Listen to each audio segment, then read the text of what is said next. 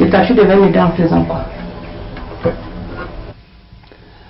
Qui n'est pas son frère, mais plutôt son amant.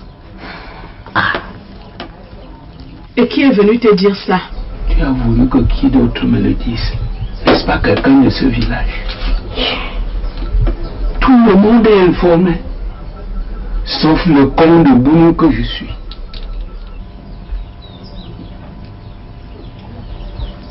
Et ce qui m'énerve le plus, c'est que je puisse apprendre ça de la bouche d'une tierce personne. Mais Pélagie aurait mieux fait de venir me le dire elle-même. Ne te fâche pas, Bounoukou. C'est dommage que Pélagie elle-même ne soit pas là présentement. Elle a amené le bébé à la vaccination très tôt ce matin à l'hôpital. D'ici le soir, elle sera là. Néanmoins, je peux parler à mon nom propre et au nom de Pélagie. Je commencerai par te demander pardon. Si les choses se sont passées ainsi, c'est parce que Pélagie pensait pouvoir te le présenter elle-même. Elle voulait agir en grande et toute seule. Moi-même, j'ai été surprise quand ce garçon est venu se présenter au village comme étant le frère de Pélagie. Comme ni elle, ni moi ne voulions lui faire honte devant les gens, nous avons laissé. Et je ne te dis pas. J'ai fait comprendre à ce garçon que je n'étais pas absolument d'accord avec lui. Ce n'est pas maintenant, quand il apprend que les gens se sont occupés de Pélagie et de son bébé, qu'il refait surface.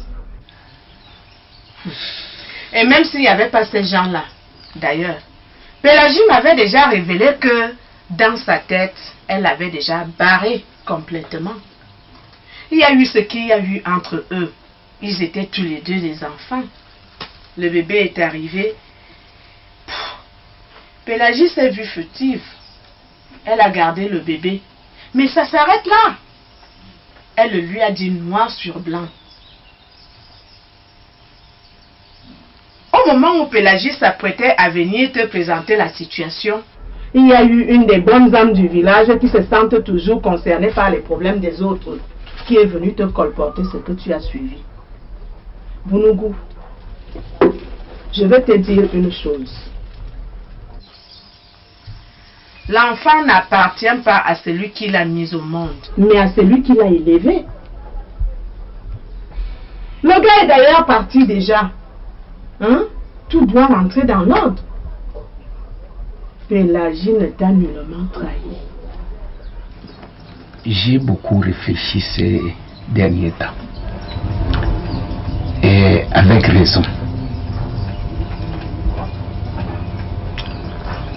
J'ai aimé Pélagie. Elle aussi. Mais on ne peut pas sacrifier, on ne peut pas mettre des vies en l'air pour quelques petits bons moments.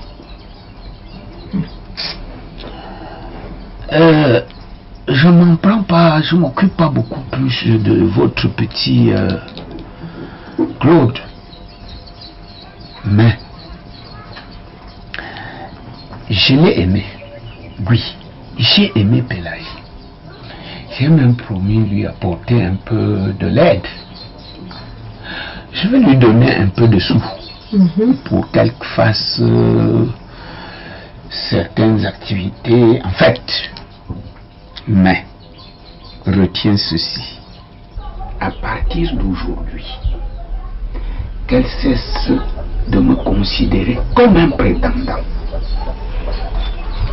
Et que ce soit de même de son côté. Qu'elle cesse de s'attendre de quoi que ce soit de moi.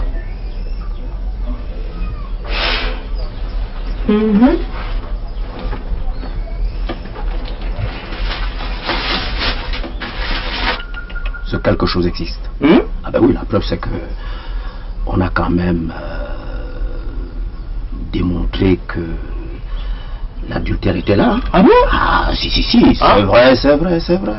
C'est vrai que le mari n'a pas porté plainte. Mais, L'amant. L'amant, il doit écouter sa conscience. Si. Il devrait écouter sa conscience.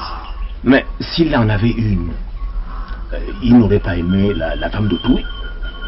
Mais oui, à mon avis, c'est un puits sans fond. Ah mais oui, c'est un puits sans fond. Je ne vois pas trop comment ton gars veut réussir à obtenir ce qu'il veut.